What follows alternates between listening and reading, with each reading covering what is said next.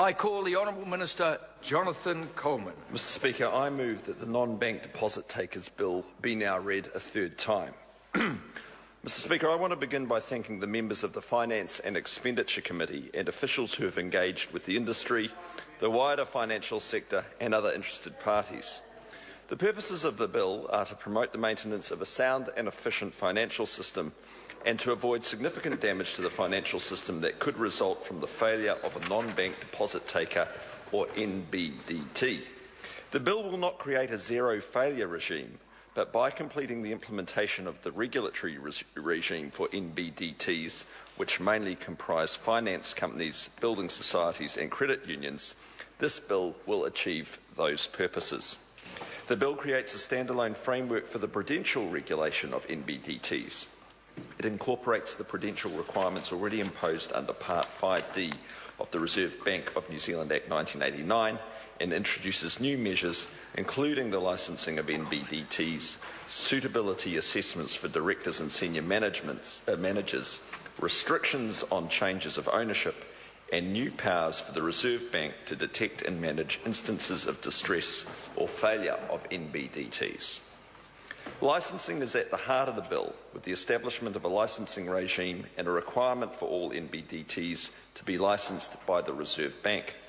An important part of this is the suitability requirements for directors and senior officers of NBDTs and the opportunity this gives for the Reserve Bank to identify those who are clearly not suitable to hold positions of responsibility within the industry.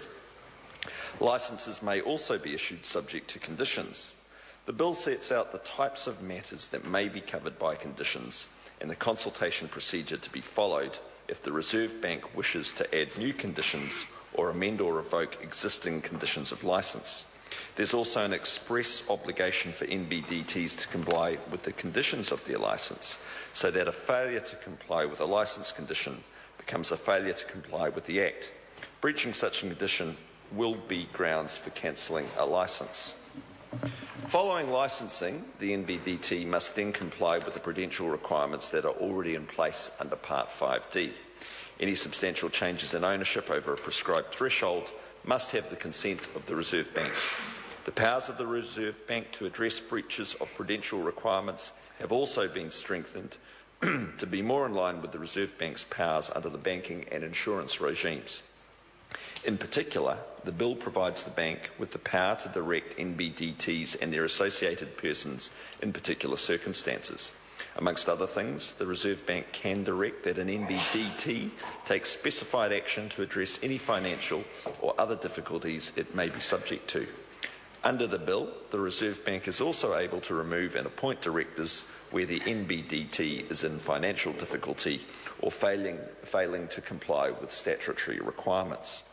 Under the bill, trustees remain the frontline supervisors of NBDT's compliance with core prudential requirements, such as those relating to capital and related party exposures, to help ensure that the Reserve Bank can intervene where necessary when an NBDT is involved in an actual or potential breach of its obligations under the prudential regime.